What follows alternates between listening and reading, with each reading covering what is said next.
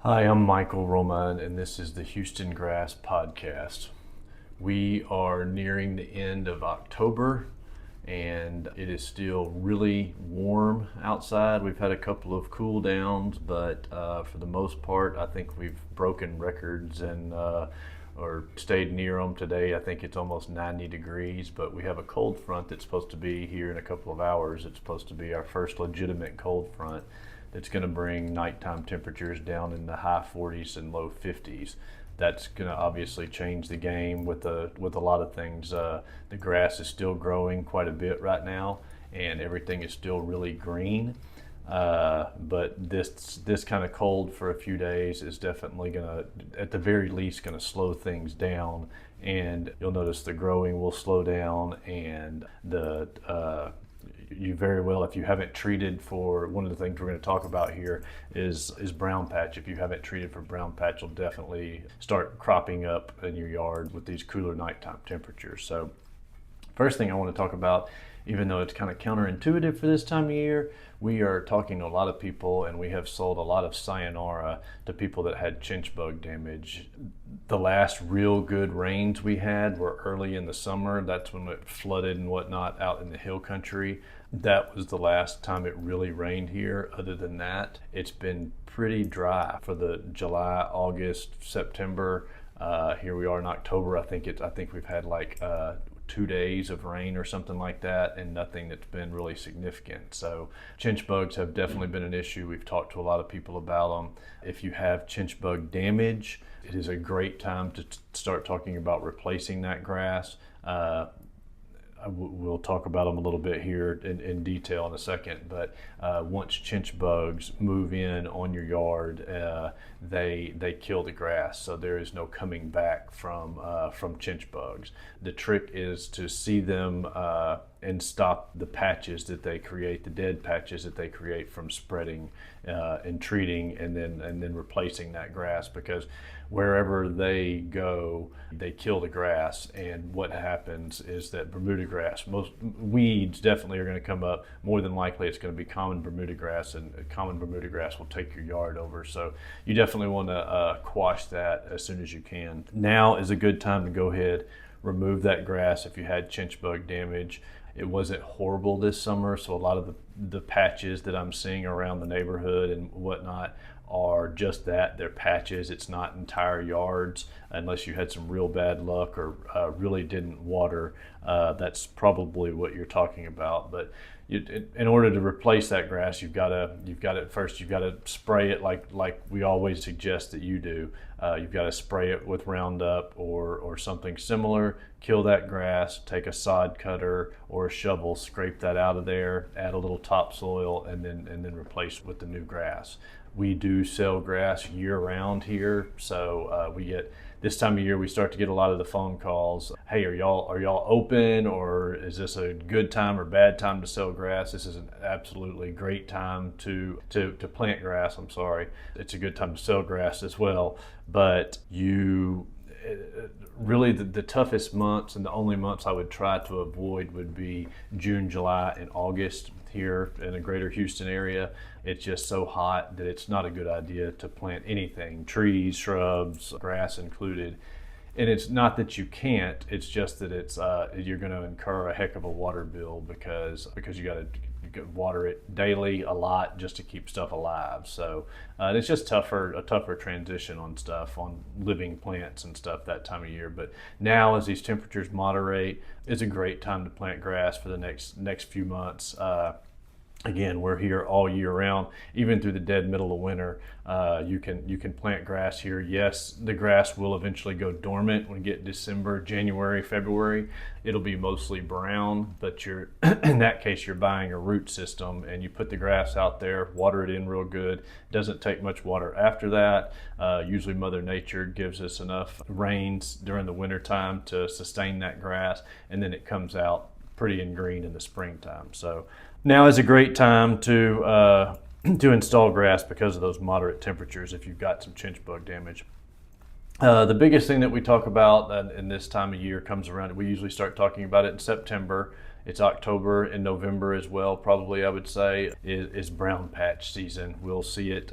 This is the biggest time of year. I did a couple of videos, as a matter of fact, and maybe we can put the links on here. I had a spot in my yard as it was just starting, and I did a short video on it, and then a couple of weeks later I did another video because I did not take the time to treat with Heritage, which I am going home to do today because we're supposed to get a little rain with this front, and like I said earlier, with this front coming through and really cooling off the nighttime temperatures, if we have a little bit of moisture or you're even overwatering just a little bit in your yard, the brown patch is going to explode. So it's a great idea, great time to put out some Heritage G, and as a preventive measure, ideally, because you've got to use a lot less of it. If you put it out preventatively, you'd use half the amount of material and therefore half the cost as if you have to put it out at a curative rate, meaning you already have brown patches, the yellow circles in your yard. So whether you've got it now or you're putting it out preventatively, now is a great time to put out that Heritage.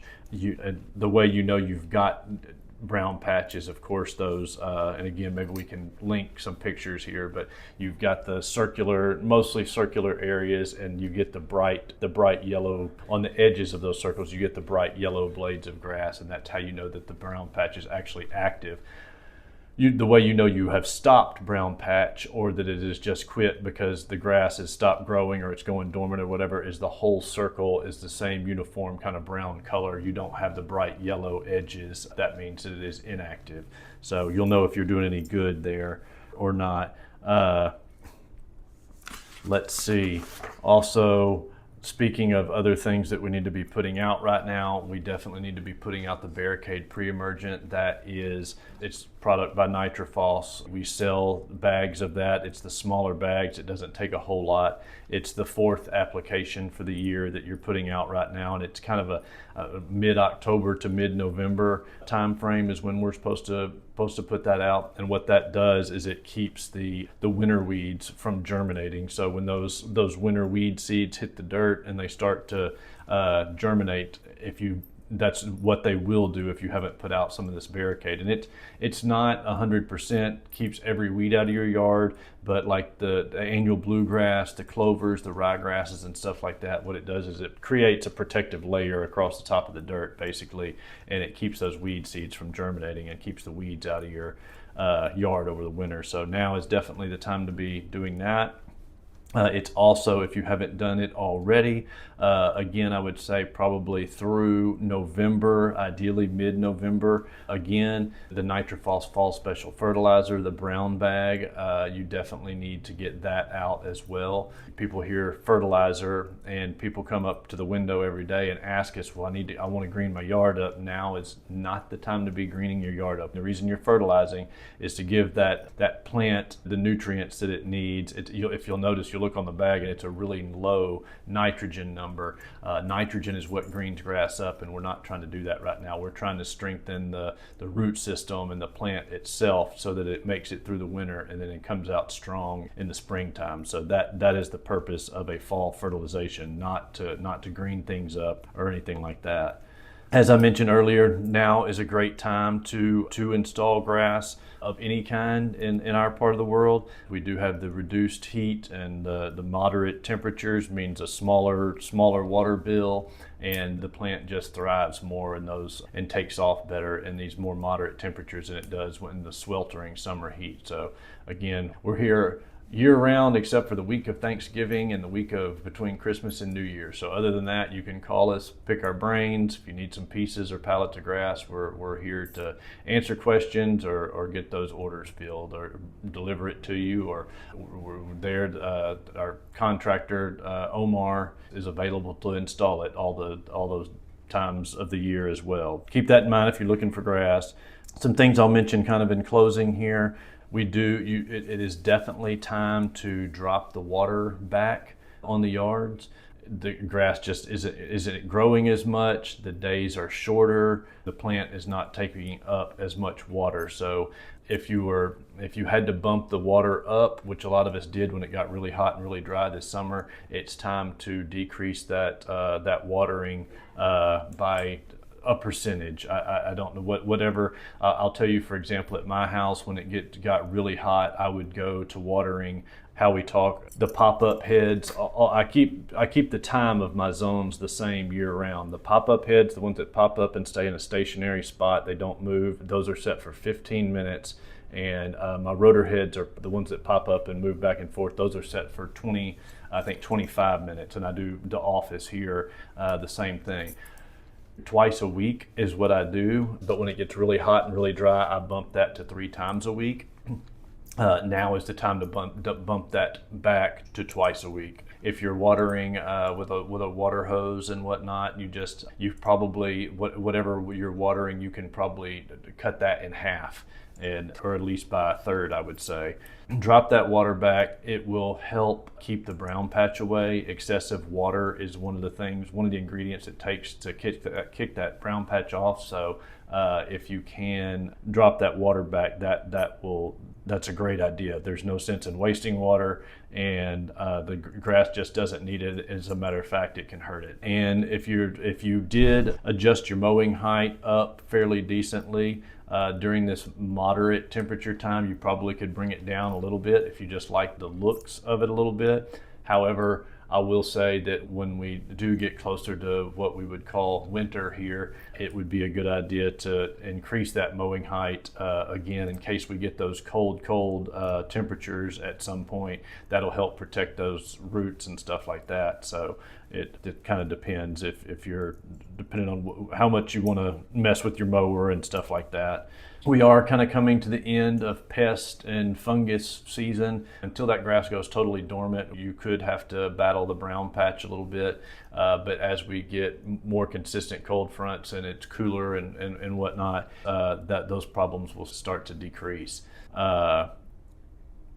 You won't have to be as worried about those things. The yard kind of goes on to cruise control. And here, probably in a month, certainly 2 months, we'll be talking about possibly even turning the sprinkler systems off. As long as we're getting some kind of winter rains a little bit, the grass just eventually won't need much water at all. And usually what's falling out of the sky is plenty for it. So we'll probably be talking about that probably December, January, February. I know that's the way it usually works out at my house. Debris and leaf management, keep all that stuff off. With this cool weather we're about to get, that's going to turn those trees send them into winter mode, and they're going to start dropping lots of leaves. You definitely don't want to let those sit there too long. It can be tough on the grass if you do. I don't like just mulching a lot of those leaves unless it's a real soft leaf, and still I would not mulch 100% of what's out there, especially if it's a real thick covering of leaves. It just creates too much of a thatch layer. You can certainly mulch some of it, but I would definitely not mulch all of it. You want to get that out of there, and it's kind of like throwing a board on the grass. And granted, this time of year when the temperatures are more moderate, throwing a board out on your grass is not near as detrimental as it would be if this was July and you did that. You would kill the grass in 3 or 4 days probably if you did that in July. It's a little bit more forgiving for the reasons we talked about earlier this time of year, but keep that debris and whatnot off. In closing here, I'll mention also core aeration. It is a good time to do core aeration if you're seeing I'll say that I've done my yard a few times, but everybody's yard could benefit from core aeration once or twice a year. And now it's a good time, again, because of the moderate temperatures, now is a good time to do that. One thing that I will say, I just mentioned briefly, is overseeding. Some people call and ask us about overseeding with ryegrass, or they may just say, how do I keep my grass green? But what they're really asking is overseeding with ryegrass. That's what the neighborhoods, and if you see people that have green yards in the wintertime, that's what they've done.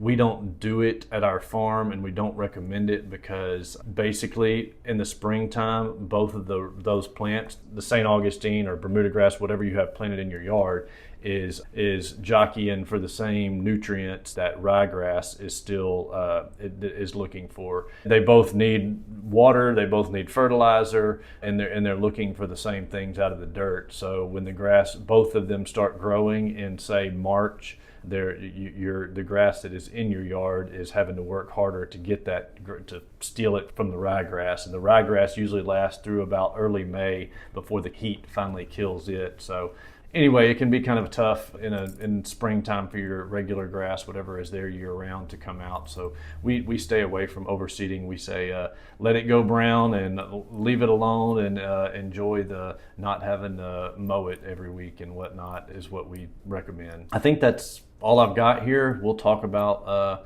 what to do when it gets colder, and there's going to be, like I said, the yards kind of go on cruise control here in about a month. So we'll have a whole lot less to talk about here, and projects for you, a lot less projects to do, at least as the yard is concerned here, pretty quick. So thank you for listening, and please give us a call if you've got any questions. Thanks.